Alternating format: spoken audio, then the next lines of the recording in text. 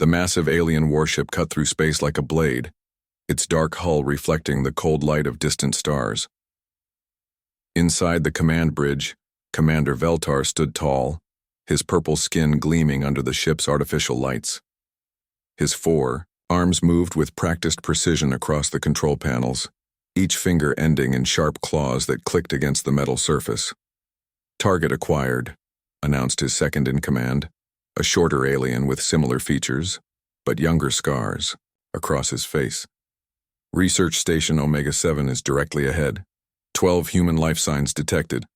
Veltar's mouth curved into what might have been a smile, revealing rows of needle-sharp teeth. "Only 12?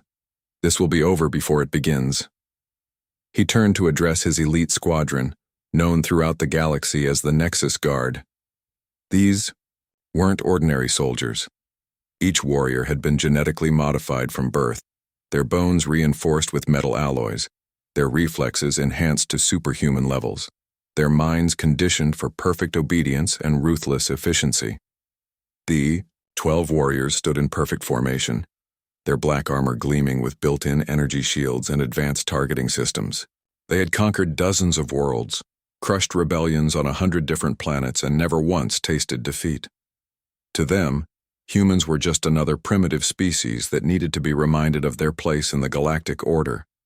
"Remember," Veltar addressed his troops, "humans are from what they call a death world. Their planet breeds them to be unusually aggressive, but they lack our technology and training. Expect fierce resistance but poor coordination. End this quickly."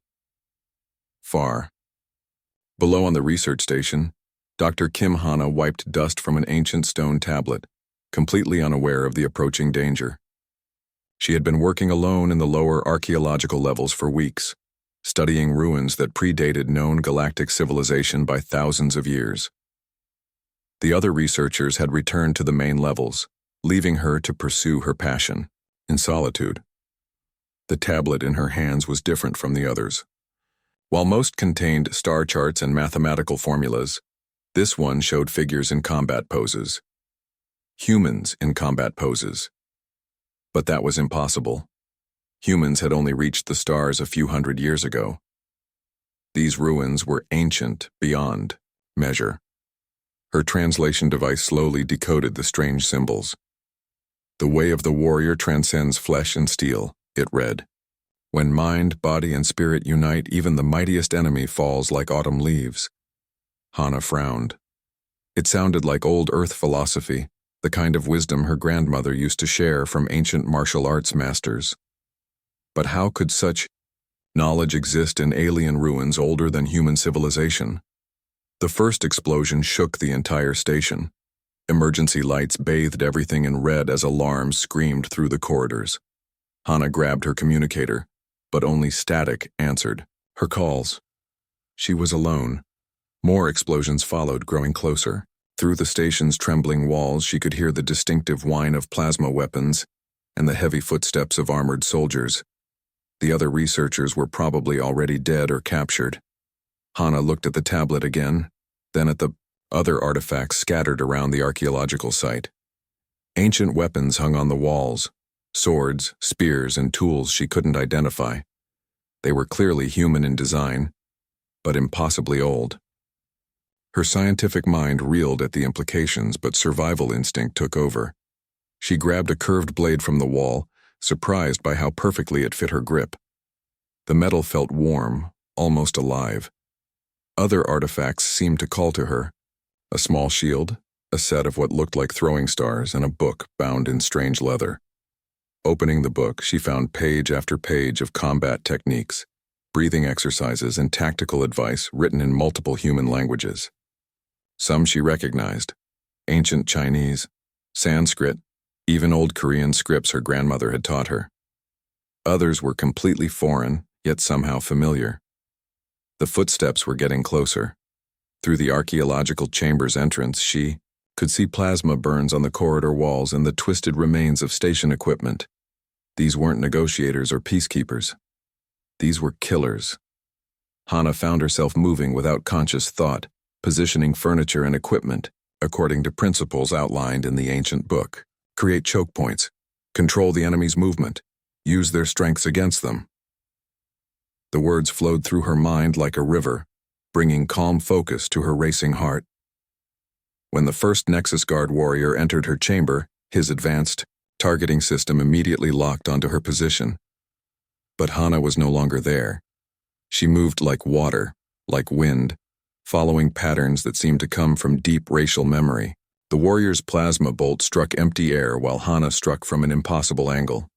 Commander Veltar, monitoring the assault from his ship, watched his warrior's vital signs flatline with complete disbelief.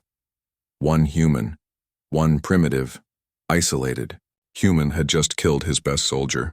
The ancient combat manual fell open in Hana's hands to a new page.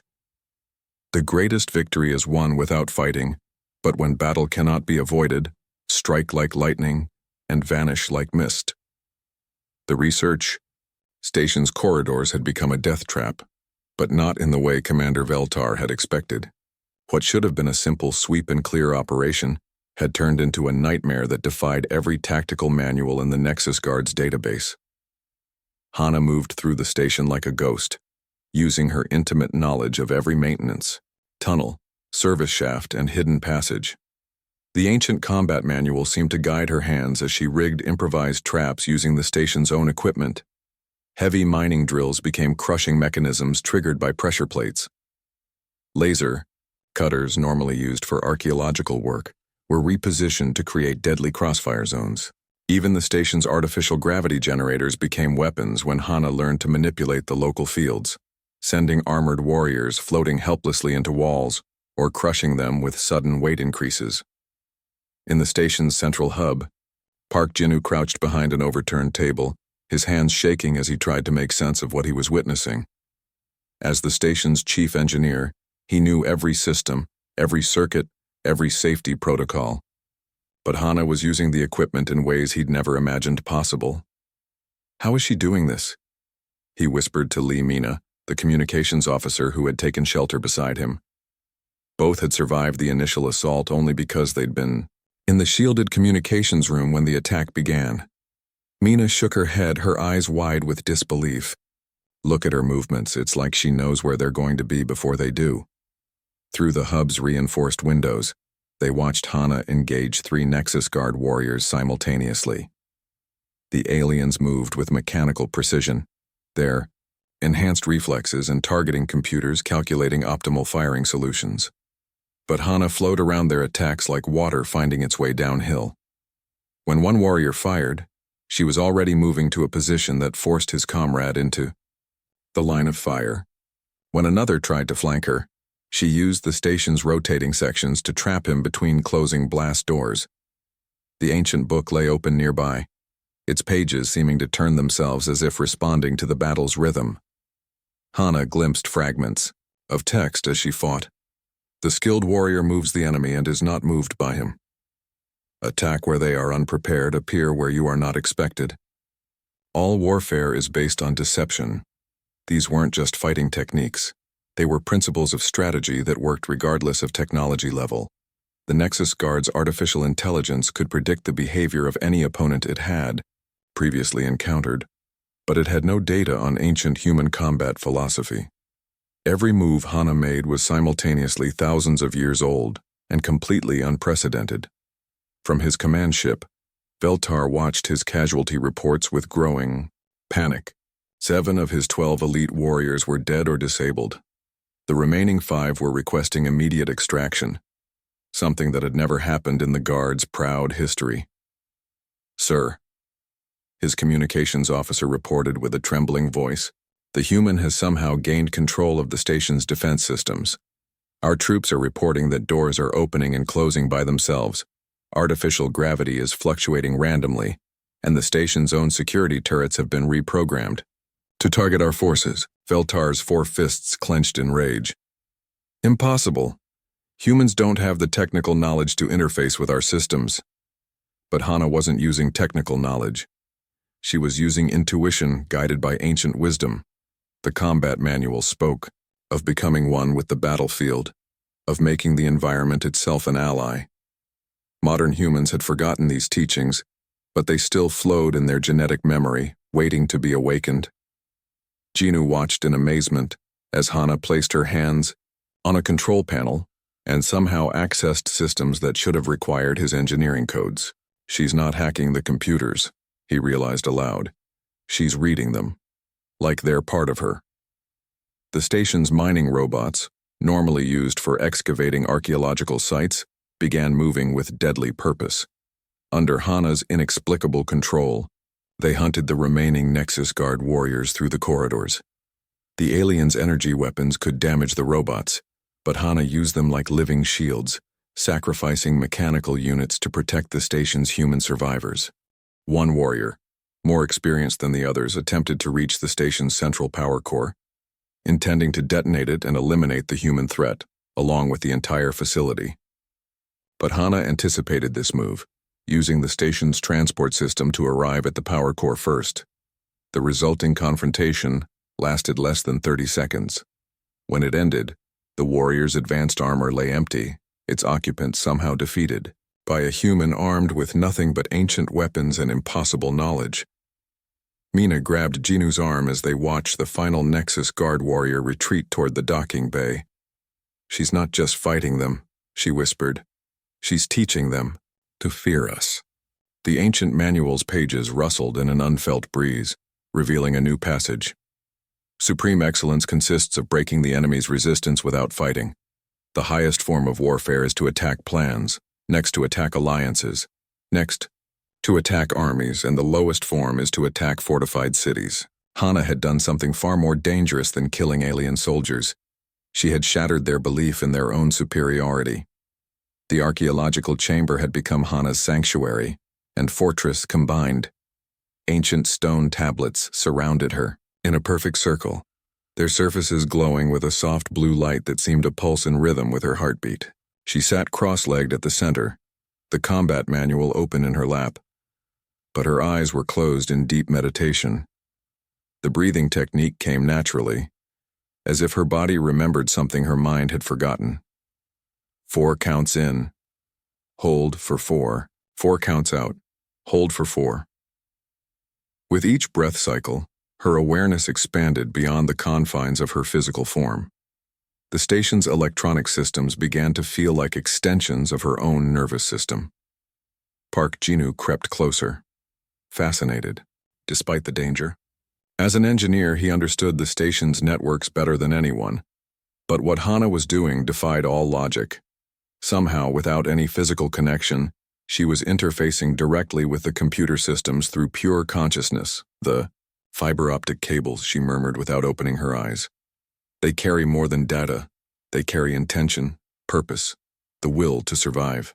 Her fingers traced patterns in the air, and throughout the station, security cameras turned to new positions, defensive systems activated, and blast doors sealed according to some invisible strategy. 3 hours had passed since the first attack, and Commander Veltar's reinforcements were finally arriving. 2 additional squads of Nexus Guard warriors, 24 of the galaxy's most feared soldiers, equipped with the latest combat technology. Their ships docked with mechanical precision, and the warriors deployed with textbook efficiency.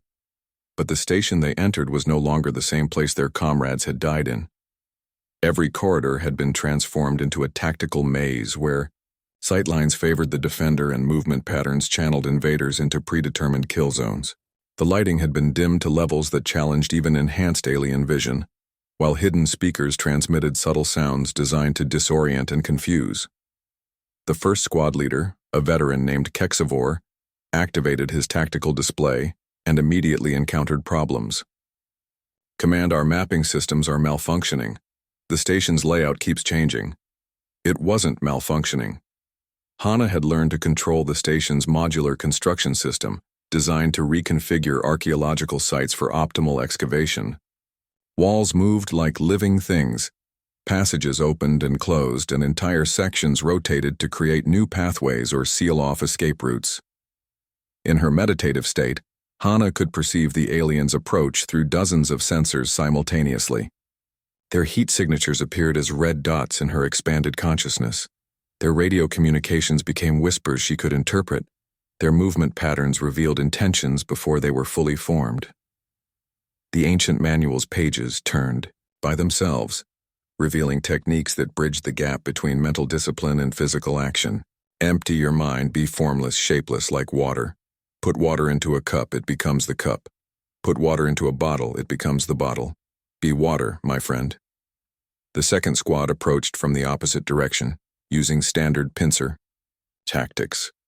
But Hana was already 3 moves ahead, redirecting their path through environmental controls until both squads were moving toward the same convergence point without realizing it. Lee Mina watched the tactical display with growing amazement. She's not just controlling the station, she's thinking with it. Every system is like another part of her brain. When the 2 alien squads finally encountered each other in a darkened corridor, each mistook the other for human defenders in the poor lighting. The resulting firefight lasted only minutes, but half their numbers were eliminated by friendly fire before they realized their error. Veltar's voice crackled over their communications, filled with rage and confusion. How is this possible? You're fighting ghosts. But they weren't fighting ghosts. They were fighting something far more dangerous. A human who had learned to merge ancient warrior wisdom with advanced technology, creating a synthesis that was greater than the sum of its parts. Hana rose from her meditation, her movements flowing like water, like wind, like everything fluid and unstoppable in nature. The combat manual floated beside her, its pages glowing, with the same blue light as the ancient tablets. She had transcended the need to read it. Its knowledge now flowed through her bloodstream. The remaining alien warriors converged on her position, their enhanced reflexes and targeting computers, operating at maximum efficiency. But efficiency meant predictability, and Hana had learned to see patterns within patterns, to anticipate reactions before they occurred. She moved through their attack formation like a dancer performing an ancient ritual, each step placing her exactly where their weapons couldn't track. Each motion flowing into the next with perfect economy of energy. When she struck, it was with precision that turned their own armor's weakness against them, finding the microscopic gaps in their defenses that even they didn't know existed. Genu found himself holding his breath as he watched the impossible battle unfold. This wasn't just combat anymore. It was art, philosophy, and technology merged into something entirely new. Something that proved humanity's potential was far greater than any alien civilization had imagined. The tide of battle had turned, and Hana was no longer defending. She was hunting. The alien weapons she had collected from fallen Nexus Guard warriors felt strange in her hands at first, but the ancient combat manual seemed to whisper their secrets to her. Energy rifles designed for 4-armed aliens were awkward for human physiology. But Hana discovered she could modify their power settings and firing patterns using principles of leverage and balance that her ancestors had applied to swords and spears thousands of years ago. "Strike at the head and the body will fall," she murmured, reciting an ancient tactical principle as she studied the aliens' communication patterns. The Nexus Guard operated with military precision, but that precision was also their weakness. Every order flowed through a rigid chain of command. Every decision required authorization from higher ranks, and every warrior followed the same tactical doctrines they had been programmed with since birth.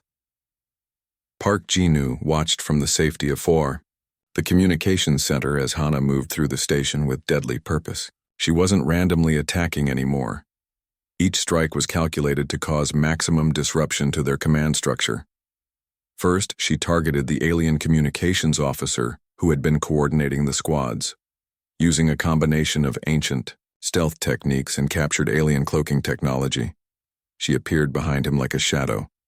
The officer's death sent ripples of confusion through the remaining warriors, who suddenly found themselves operating without clear orders or coordination. Next, she eliminated the squad leaders one by one, each death carefully staged to look like the work of multiple opponents. The surviving aliens began to panic, reporting phantom human soldiers attacking from all directions. Their rigid training had never prepared them for psychological warfare, for an enemy who could manipulate their perceptions and turn their own fears against them. Lee Mina monitored the alien communications, translating their increasingly frantic reports. "They think there's an entire human army in here," she said with amazement. "They don't realize it's just one person." But Hana was using more than just stealth and misdirection. The ancient manual had taught her that the greatest victories come from making the enemy defeat themselves.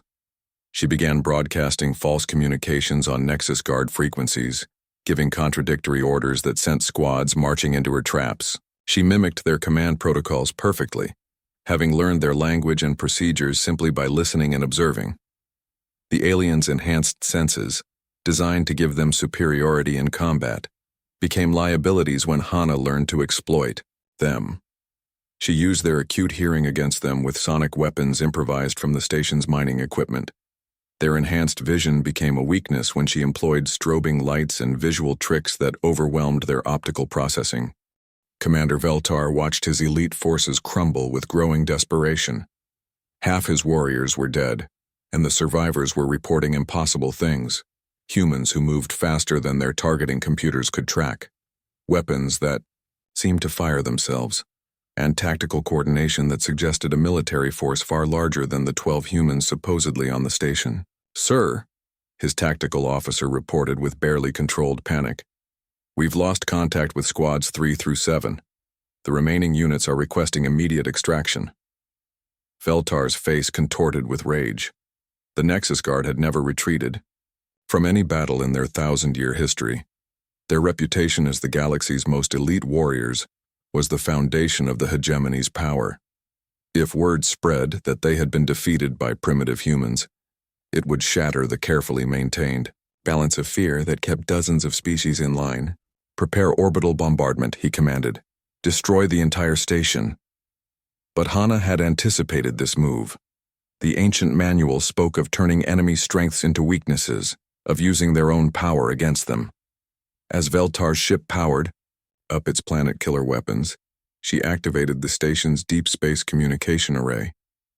The signal burst outward at faster-than-light speed, carrying with it something that would change the galaxy forever.